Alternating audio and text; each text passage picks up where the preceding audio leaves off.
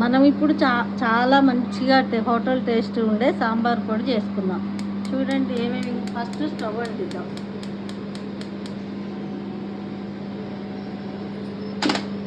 తర్వాత కొంచెం నూనె వేస్తాము.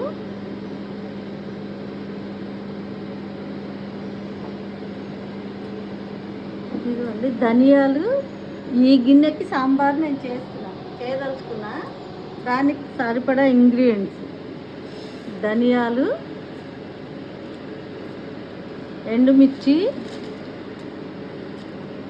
ఒక అర స్పూను మెంతులు, కొంచెం అర స్పూను జీలకర్ర, ఒక గుప్పెడు రైస్ ఎందుకు వేస్తున్నానంటే చాలా చిక్కగా మంచి టేస్టీగా ఉంటుంది.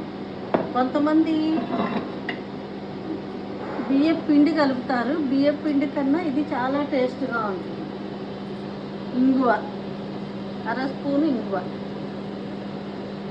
ఇవన్నీ కలిపి మనం వేయించుకుందాం. ఇలా స్లోగా వేయించుకుంటే ఒక 5 మినిట్స్కే మంచి ఫ్లేవర్ వస్తాయి. అన్నీ ఇదిగో ఇలా వేగాలి.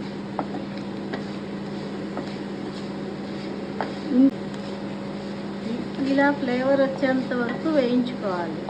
నేను పప్పు వేయలేదు, ఎందుకంటే కందిపప్పు ఉడకబెట్టుకున్నాను కదా, అందుకని పప్పు వేయలేదు. ఇంత మటుకు వేయించుకున్నాక ఇదిగోండి ఒక ఉల్లిపాయ ముక్కలు ఇలా తరిగి ఇలా వేసుకోవాలి. తర్వాత ఒక టమాటా ఇలా వేసుకున్నాం. 2 వెల్లుల్లిపాయలు ఇలా వేసుకున్నాక కొంచెం ఫ్లేవర్ వచ్చేది. అంతే, ఇంకా ఆపేసుకోవచ్చు. దించేటప్పుడు కొంచెం పచ్చి కొబ్బరి కూడా వేసుకొని పక్కన పెట్టుకొని ఇది చల్లారాక గ్రైండ్ చేసుకోవాలి మెత్తగా, మన దోశ పిండిలాగా.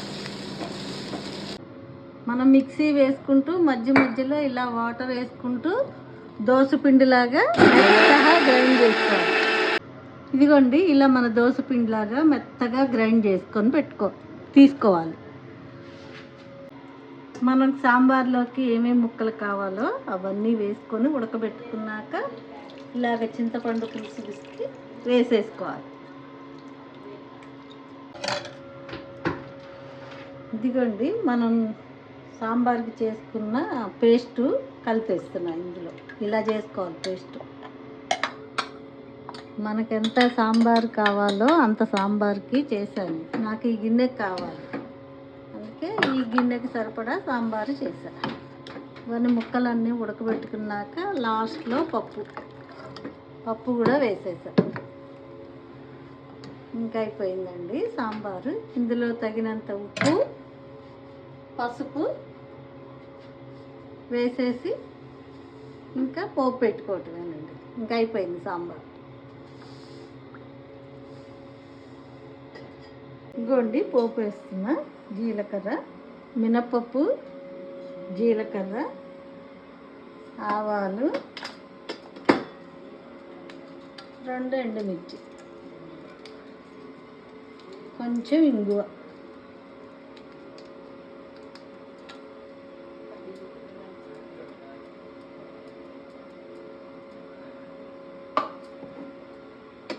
వేసేస్తున్నాను.